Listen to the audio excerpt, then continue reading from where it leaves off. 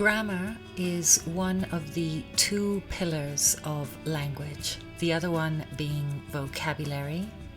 And it's also a source of great anxiety and stress for English learners, even at advanced levels. So I thought I'd create a little standalone video on my top 6 tips to deal with grammar and complexity effectively while still making progress with English and becoming more confident and fluent. And my first tip is that you need to know that your grammar does not need to be perfect for you to be an excellent and effective communicator. Even at advanced levels, what's important is the message and not so much the form. I see this in myself. When I speak Portuguese, I know that my Portuguese is broken, that it's inaccurate, that I don't have sufficient vocabulary, and that I'm not using it naturally the way native Brazilian Portuguese speakers use it. But this doesn't stop me from being able to express myself. Still, I do feel embarrassed and I do feel mortified when I feel that I'm wasting everybody's time when I'm trying to think of a word and I have the whole conversation stalled because I can't think of the word. And I do always say to my Brazilian friends, please correct me or help me, because after all, Portuguese isn't my native language. I learned it a long time ago when I was a child, so my vocabulary is quite poor. But I have made huge improvements since I started picking it up again, thanks to my English training program that I'm applying to my Portuguese. And these days, I placement test at upper intermediate or even advanced levels in Portuguese. So that's wonderful. But I know that when I'm using it, I'm not using it in a natural way, the way I hear my Brazilian friends speaking. So when it comes to frustration and anxiety and stress because I can't use Portuguese the way I'd like to, I understand my English students who talk about these same feelings of wanting to be more fluent and confident in English. I understand that firsthand. But having said that, what we need to take into account is that many times grammar mistakes do not interfere with effective communication. And so the top tip here is that we need to make progress over perfection. Progress over perfection. And what this means is that we need to break down our goals and objectives into manageable tasks, realistic tasks, and work on them consistently rather than getting stuck at a particular place because you can't get this or that perfect. So perfection is not what we're looking for. Progress over perfection is a very common English saying. Did you watch my video about that? If not, then check out the link in the description box. You can watch it later. Hello or hello again.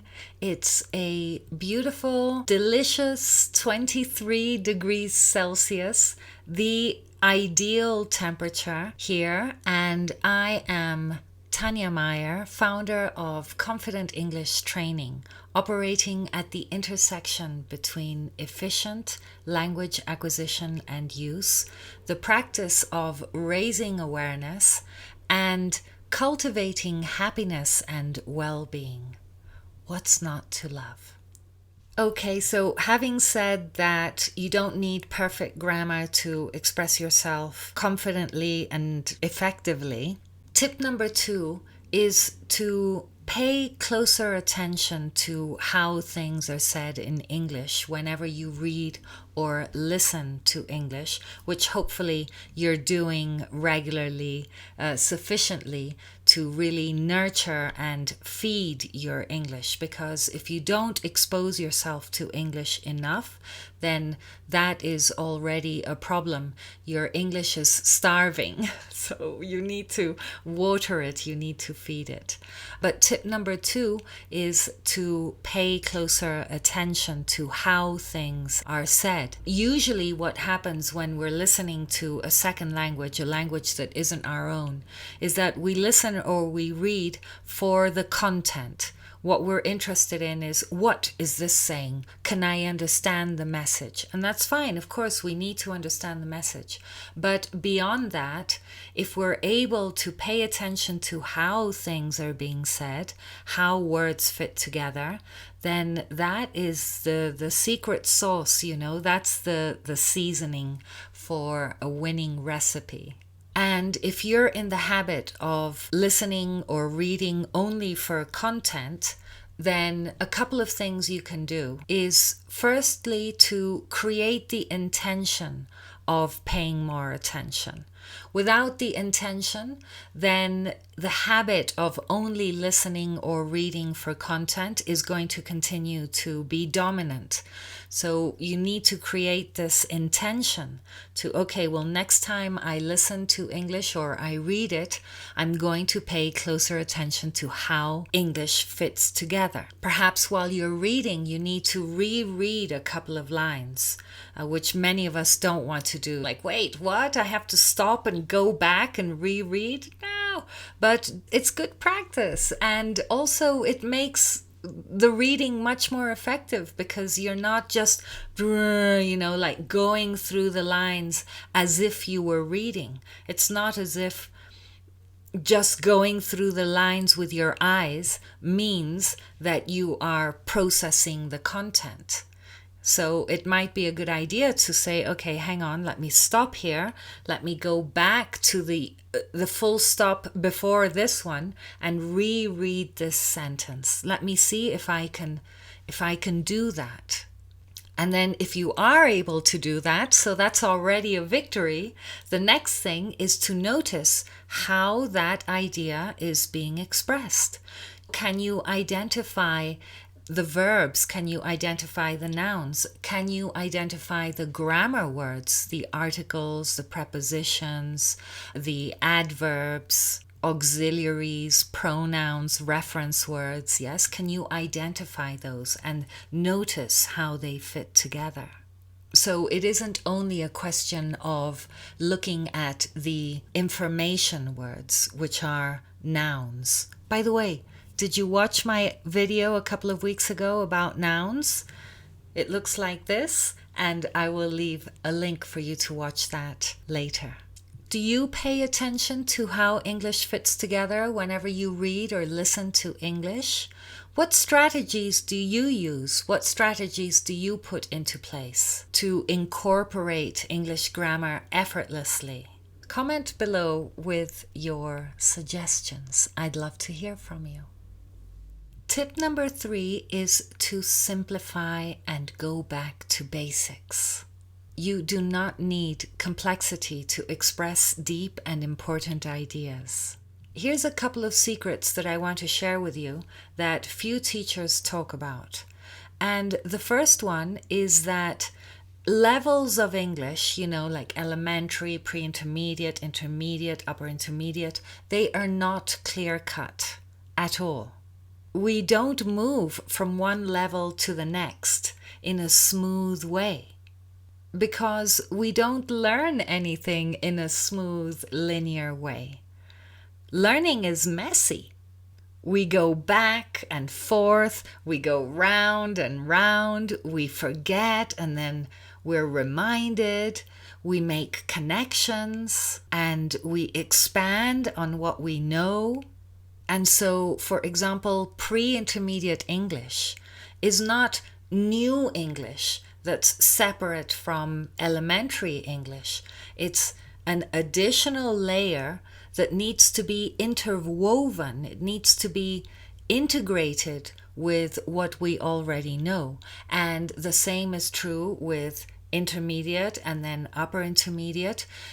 So we need to integrate it And if we don't do that, if we just, for example, we're exposed to new language, but we don't make the effort to integrate it, then we don't learn it effectively, at least not at that moment.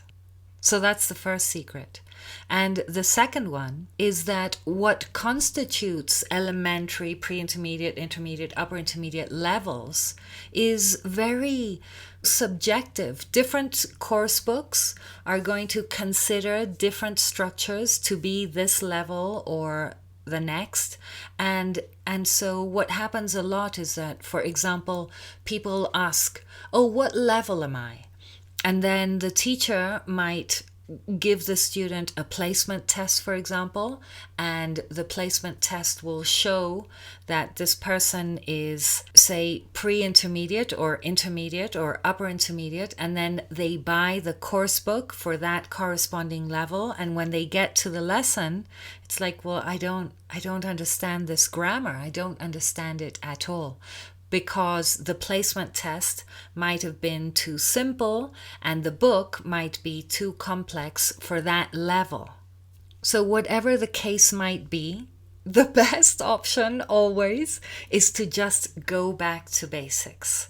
Even I, as an English teacher, I go back to basics myself, because it brings such clarity when I review structures at elementary level, and I can add complexity from there. So instead of racking your brain trying to understand complex upper intermediate or advanced grammar, what I recommend is that you go out and you buy a grammar book like this one, which is at elementary level, and make sure that it has explanation on one page and exercises on the other, and also that it has the answers at the back, okay? And then you can use a book like this in whatever way you want. You can start at the beginning and work through the book methodically, or you can go to any particular page and read the explanation and try to do the exercises. Check with the answers. If you have the answers wrong, well then, try and understand, well, why is the answer wrong here? And go back to the explanation. There's a lot of figuring out to do. But at elementary level, it should be pretty simple to see, like, oh, this is wrong because of this. Oh, so what you're looking for is that, oh, again and again. So it's up to you how you use the book. But you'll be amazed at how much clarity and progress you can make by going back to basics.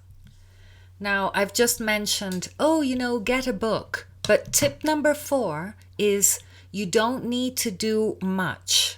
Okay, this is so important. Like, people get a grammar book or a book like this and they think, oh yeah, okay, well, I'm going to finish this in a week. No, if you have that approach, then it'll just be too much information for you to be able to absorb and incorporate effectively.